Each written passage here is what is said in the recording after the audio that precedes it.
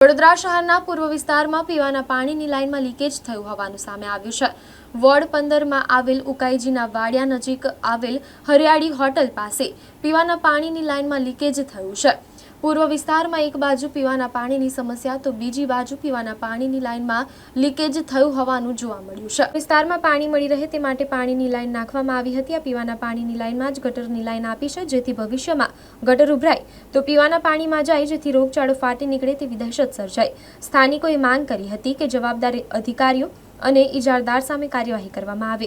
તો બીજી બાજુ થોડા દિવસ પહેલા જ પાલિકાના કમિશનર અરુણ મહેશ બાબુ દ્વારા પૂર્વ વિસ્તારમાં પાણી માટે ચેકિંગ કરવામાં આવ્યું હતું। તો હવે પાલિકાના કમિશનર ક્યારે કાર્યવાહી કરે છે તે જોવાનું રહ્યું। વડોદરા મહાનગરપાલિકા દ્વારા પૂર્વ વિસ્તારમાં જે પાણીની સમસ્યા છે તેનું નિરાકરણ માટે નવી લાઇનનું જોડાણ કરવામાં આવી રહ્યું છે। ત્યારે બીજી બાજુ આપ જોઈ શકો છો જે પ્રકારે પીવાના પાણીની લાઇનમાં ભંગાણ સર્જાઈ રહ્યું છે। ખાસ કરીને પીવાના પાણીની સમસ્યા દૂર થાય તે માટે પાલિકાના કમિશનર અરુણ મહેશ બાબુ કવાયત હાથ ધરી રહ્યા છે, પરંતુ ચોક્કસથી કહી શકાય કે આ કોન્ટ્રાક્ટર અને અધિકારીની મિલીભગતને કારણે પીવાના લાઇનની જે લાઇન છે તેમાં ભંગાણ જોવા મળી રહ્યું છે। એટલે ક્યાંક અધિકારીઓ અને કોન્ટ્રાક્ટરોની મિલીભગતના કારણે આ પરિસ્થિતિનો સામનો પૂર્વ વિસ્તારના લોકોને કરવો પડી રહ્યો છે। ત્યારે હવે જોવાનું રહ્યું કે પાલિકાના કમિશનર અરુણ મહેશ બાબુ આ અધિકારીઓ અને કોન્ટ્રાક્ટર સામે ક્યારે કાર્યવાહી કરે છે તે જોવાનું રહ્યું।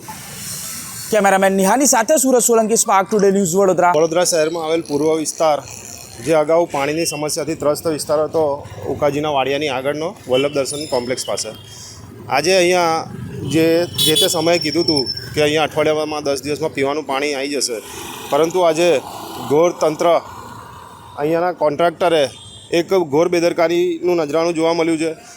પાણીની લાઇનની ઉપર ગટર લાઇન આપી દીધી છે અને પાણીની લાઇન લીકેજ છે। આજે તમને લાઈવમાં બતાવવા જઈશ કે ગટરની અંદર ગટર ઉભરાય છે, પીવાનું પાણી નીચે જાય છે અને એ જ પીવાનું પાણી લોકો કોમ્પ્લેક્સવાળા પી રહ્યા છે અને એ કોમ્પ્લેક્સની ઉપર પણ ગટરનું પાણી મિક્સ થઈને પીવાના પાણીમાં મિક્સ થઈને જાય છે અને એ જ પાણી થાય છે।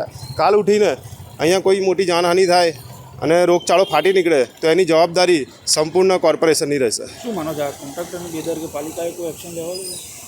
આ કોન્ટ્રાક્ટરની ઘોર બેદરકારી છે અને તંત્રએ જાણ હોવા છતાં આ નવા કોન્ટ્રાક્ટરોને કામ આપે છે અને આ કોન્ટ્રાક્ટરોને તમે જોઈ શકો છો કે આખો રોડ ખોદી નાખે છે।